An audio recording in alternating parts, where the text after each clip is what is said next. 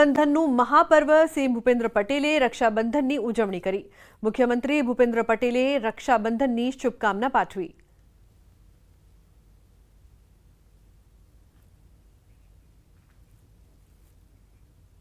તો સુરતમાં કેન્દ્રીય જળશક્તિ મંત્રી અને ભાજપ પ્રદેશ અધ્યક્ષ સી.આર. પાટીલે કરી રક્ષાબંધનની ઉજવણી। ભટાર સ્થિત પોતાના નિવાસસ્થાને રક્ષાબંધનની ઉજવણી કરી। સી.આર. પાટીલે બહેનને ભેટ આપીને આશીર્વાદ પાઠવ્યા। બહેન સુરેખાએ ભાઈ સી.આર. પાટીલની કલાઈ પર બાંધ્યું સુરક્ષા કવચ। રક્ષાબંધન નિમિત્તે મંત્રી અને ભાજપ અધ્યક્ષ સી.આર. પાટીલે ગુજરાતની જનતાને રક્ષાબંધનની પાઠવી શુભેચ્છા। રક્ષાબંધનનો આજે એક પવિત્ર તહેવાર છે।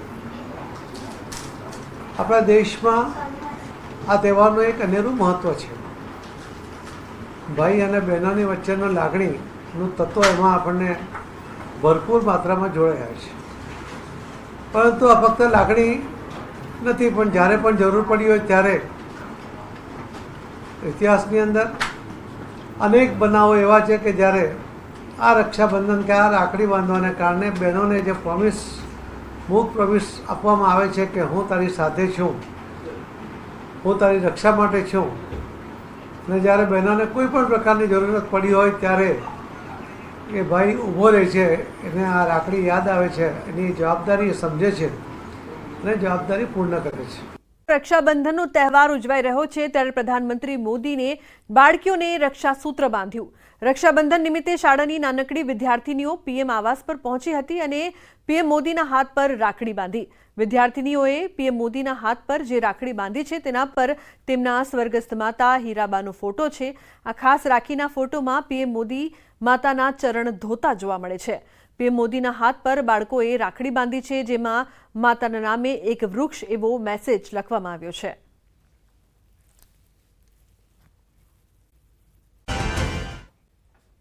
તો કોલકાતાની ઘટનાનો અમદાવાદમાં પણ વિરોધ યથાવત છે। બીજે મેડિકલ કોલેજમાં સતત ચોથા દિવસે તબીબોનો વિરોધ યથાવત છે। મૃતક પીડિતા અને તેના પરિવારે ન્યાયની માંગ, ન્યાય મળે તે માટે તબીબોના દેખાવો, ડોક્ટર્સને માર્શલ આર્ટ અને સેલ્ફ ડિફેન્સની પણ ટ્રેનિંગ અપાઈ। મોટી સંખ્યામાં વિરોધ માટે એકત્રિત થયેલા જુનિયર મહિલા તબીબોને આત્મરક્ષણની ટ્રેનિંગ અપાઈ છે।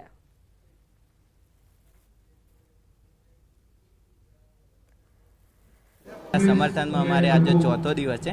आज अमे शांतिपूर्ण प्रोटेस्ट चाली रह्यो छे। अमारे जे साथी मित्रों है ये इमरजन्सी सेवा बजाई रह्या छे, जे बी डॉक्टर है ये पेशंटों माटे। अने आज अमे बीजे मेडिकल कॉलेजना पोर्च में ऑल अहमदाबाद थी बधी ज मेडिकल कॉलेजना विद्यार्थीओ ने बोलाई अने एक साथ प्रोटेस्ट करवा माटे अमे आटले एकत्रित थया छे। अमे एना लीधे 15મી તારીખે સાંજે બનાસકાંઠાની ખાલી પડેલી વાવ બેઠક અંગે ગરમાવો। ખાલી પડેલી વાવ બેઠક પર હાલથી રાજકીય ગરમાવો જોવા મળી રહ્યો છે। વાવની પેટા ચૂંટણીની જાહેરાત પહેલા ગરમાવો જોવા મળ્યો છે। સાંસદ ગેનીબેને હાથ છોડેલાઓને ઘર વાપસીનું આમંત્રણ આપ્યું છે। લાખણી તાલુકા પંચાયતના પૂર્વ પ્રમુખ અને ભાજપ નેતા મહેશ દવેને આપ્યું કોંગ્રેસમાં જોડાવા માટે આમંત્રણ। મહેશ દવે 2017માં ભાજપ છોડીને કોંગ્રેસમાં ગયા હતા અને 2023માં ફરી કોંગ્રેસ છોડીને ભાજપમાં ભળ્યા હતા। વાવની પેટા ચૂંટણી પહેલા કોંગ્રેસને મજબૂત કરવા આમંત્રણ આપ્યું। લાખણીના લાલપુર ગામમાં ગેનીબેનનો સન્માન સમારોહ હતો, ત્યાં તેમણે આ વાત કરી છે।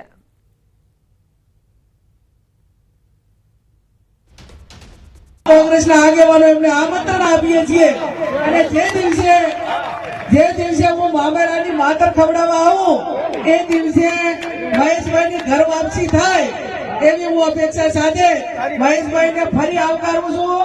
તો એમની લાગણી પાછી ઘર વાપસી કરવા માટેની હોય તો અને બોલે શું કે રાતે ફૂલપડો ઘરે આવે કે શું કે એની કહેવત છે ભાઈ રબારીની ગાય દાડે ગમે તે સરવા થાય પણ હાજર દૂધ ઘર ધરીને આલે। એમાં દેવનો દાડે ભૂલ્યો હોય રાતે પાછો ઘરે આવે કે રાતે ભૂલ્યો એ દાડે ઘરે આવે, એટલે ઘરે આવવામાં મહેશભાઈ કઈ વાંધો નથી। દૂધમાં જેમ સાકર ભળે ભળી જાજો અને જે દિવસે લાખણી મુકામે સત્કાર સમારંભને આપણો માતર ખવડાવવાનો પ્રોગ્રામ છે એ દિવસે તમારી જાહેરાત થાય। તો ગેનીબેન ઠાકોરના કોંગ્રેસમાં ઘર વાપસીના આમંત્રણ પર મહેશ દવેની પ્રતિક્રિયા। પોતે ભાજપ સાથે જોડાયેલા હોવાની તેમણે સ્પષ્ટતા કરી। ગેનીબેનનું આમંત્રણ માથા પર રાખું છું, પણ એ રાજકીય સ્ટેજ ન હતું, મહેશ દવે કહ્યું। ગૌ માતાની વાત હતી એટલે સ્ટેજ પર ગયો. હું ભાજપ સાથે જ છું અને અમારી સરકાર ગૌ માતા માટે છે. આદરણીય સાંસદ જ્ઞાનીબેને એ વખતે મને કોંગ્રેસમાં ઘર વાપસી કરવા માટેનું આમંત્રણ જાહેર મંચ ઉપરથી આપ્યું. મેં એમને કહ્યું કે આપનું આમંત્રણ માથા ઉપર છે. આ મારા મતે મેં એમને બીજી કોઈ ચર્ચા નથી કરી, પરંતુ મેં કહ્યું કે મારા મનથી કે આ જે મંચ છે એ રાજકીય મંચ નથી. આ સાધુ સંતો, મહંતો, ગૌભક્તો અને ગૌ માતા સંબંધી મંચ છે. એટલે એ વખતે મેં કોઈ પણ ચર્ચા કરવાનું ટાળેલ હતું. હું એવું સમજુ છું કે કેટલાક લોકો મને અનેક પ્રશ્નો પૂછ્યા અને અનેક પ્રકારે મીડિયા દ્વારા અને બીજા લોકો દ્વારા પૂછવામાં આવ્યું કે તમે શું કોંગ્રેસ જોઈન કરો છો, ભાજપમાંથી આ છો, નારાજ છો? ના ના ના ના. એટલા માટે જ્યારે ચૂંટણી પતી ગયા પછી અને જ્યારે રાજકીય સ્ટેજ બેનરનો કાર્યક્રમ ન હોય ત્યારે પોતે જવું જોઈએ એવા મતે હું ગયો છું. મને ક્યારેય કોઈ પાર્ટીએ ગૌ માતાની વાત કરતા રોક્યો નથી. કોંગ્રેસમાં હોય કે ભાજપમાં હોય, મને ક્યારેય ગૌ માતાની વાત કરવા માટે ક્યારેય કોઈએ રોક્યો નથી. અને એટલા માટે હું ગૌ માતા સંબંધી વાતને સમર્થન આપવા માટે ને એનું સન્માન કરવા માટે હું ગયો હતો. સતત 7 દિવસથી ગેરહાજર શિક્ષકોની યાદી તૈયાર થઈ છે. શિક્ષકોની અનિયમિતતા પર શિક્ષણ વિભાગનો સપાટો. શિક્ષણ વિભાગે ગેરહાજર શિક્ષકોની યાદી બનાવી. રાજ્યમાં કુલ 1039 શિક્ષકો એક સપ્તાહથી ગેરહાજર. સૌથી વધુ બનાસકાંઠાના 88 શિક્ષકો 7 દિવસથી ગેરહાજર. સૌથી ઓછા નર્મદામાં 1 શિક્ષક 7 દિવસથી ગેરહાજર. બનાસકાંઠા બાદ કચ્છનો ક્રમ 86 શિક્ષકો ગેરહાજર. ચોથા ક્રમે ગાંધીનગર જિલ્લો 73 શિક્ષકો ગેરહાજર.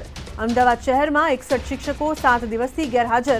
અમદાવાદ ગ્રામ્યમાં 47 શિક્ષકોની 7 દિવસથી ગુલ્લી. ફક્ત 2 જિલ્લામાં સિંગલ ડિજિટમાં ફિગર. નર્મદામાં 1, ભરૂચમાં 3 શિક્ષકો 7 દિવસથી ગેરહાજર. મોટા શહેરોમાં ગુલ્લીમાં સૌથી ઊંચો ક્રમ ગાંધીનગરનો. ગાંધીનગરમાં 73 શિક્ષકો સતત 7 દિવસથી ગેરહાજર.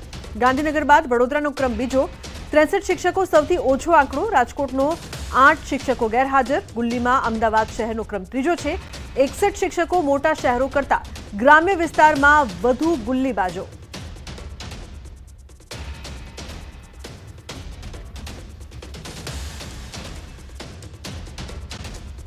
મહેસાણા જિલ્લામાં મનરેગાનું કૌભાંડ સામે આવ્યું છે. વિજાપુરના ફુદેડા ગામમાં 2019થી મનરેગા અંતર્ગત ગ્રામજનોના જોબ કાર્ડ બન્યા છે, પરંતુ આ ગ્રામીણ મજૂરોએ આજ દિવસ સુધી ક્યારે પણ મનરેગામાં કામ કર્યું નથી.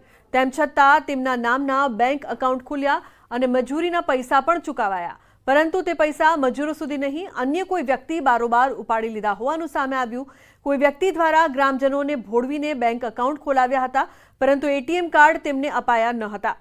તેથી ગામ લોકોના એટીએમ કાર્ડથી અજાણ્યા ઠગબાજોએ આ મનરેગાના પૈસા ઉપાડી લીધાનું ખુલ્યું છે. ગામના એક જાગૃત નાગરિકે આ સમગ્ર કૌભાંડનો પર્દાફાશ કરતા ચકચાર મચી છે. આ મામલામાં યોગ્ય તપાસ થાય તો અનેક જવાબદાર અધિકારી સપડાઈ શકે છે. લોકોએ તટસ્થ તપાસની માંગ કરી છે. જોબ કાર્ડ બની ગયા છે, અમારા ખાતા ખુલી ગયા છે, એટીએમ અમને આપ્યા નથી. અમારા પૈસા ખરા ને એ ખાતામાંથી બીજા લોકોએ ઉપાડી લીધા છે.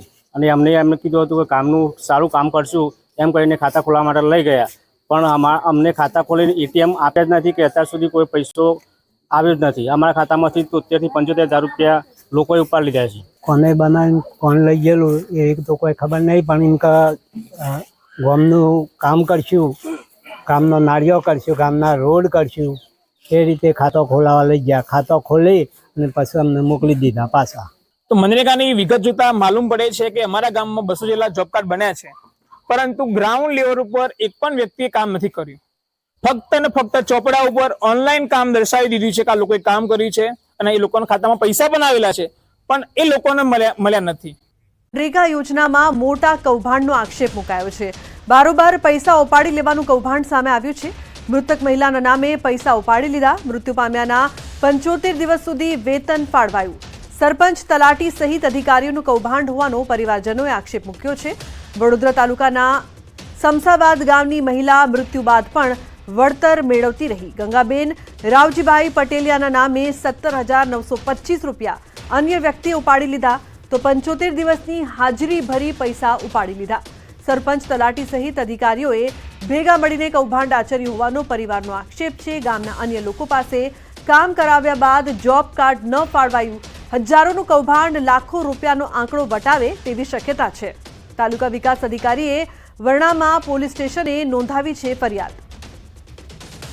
2021થી 2022 સુધીમાં મનરેગા યોજનામાં કામ કર્યું હતું.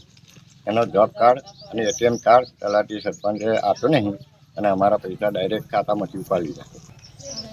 માટી કામ કરતા હતા 2022 માં કામ કર્યું, માટી કામ કરતા હતા. 15 દિવસ સુધી કામ કર્યું, અમને જોબ કાર્ડ પણ નહીં આપ્યું અને લોકોને હવે સજા થવી જોઈએ. મારી સાસુ મળી જતા હતા, પૈસા એમને લોકોએ ઉપાડ્યા, મેસેજ પડ્યો મારા છોકરાના મોબાઈલ પર, કાઢી નાખ્યો અને પૈસા લોકો ખાઈ ગયા. તે વરસાદ અંગે મોટું અનુમાન લગાવ્યું છે.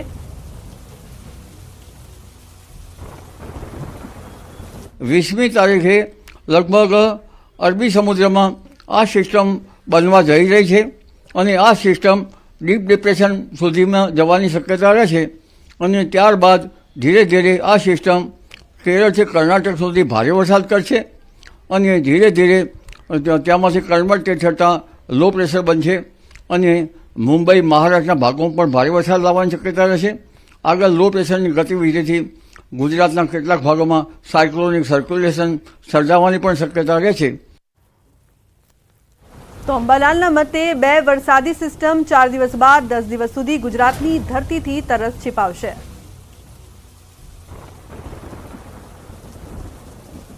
પચીસમી તારીખની આસપાસ બંગાળ ઉપસાગરની એક સિસ્ટમ બનશે, ત્યાંની અસર પણ લગભગ ગુજરાત તરફ થશે.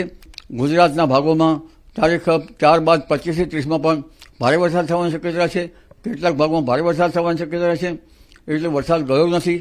તારીખ 23 પછી પર્વતાકારનો મેઘ જ્યાં ચડે ત્યાં પડે અને જે જગ્યાએ પડે તે જગ્યાએ ભારે વરસાદ થવાની શક્યતા રહેશે.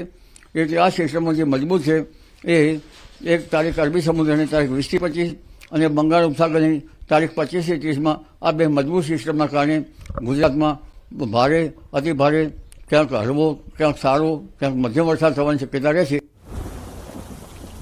તો આ વરસાદ ક્યાં અને કેવો પડશે તેની આગાહી પણ અંબાલાલે કરી છે.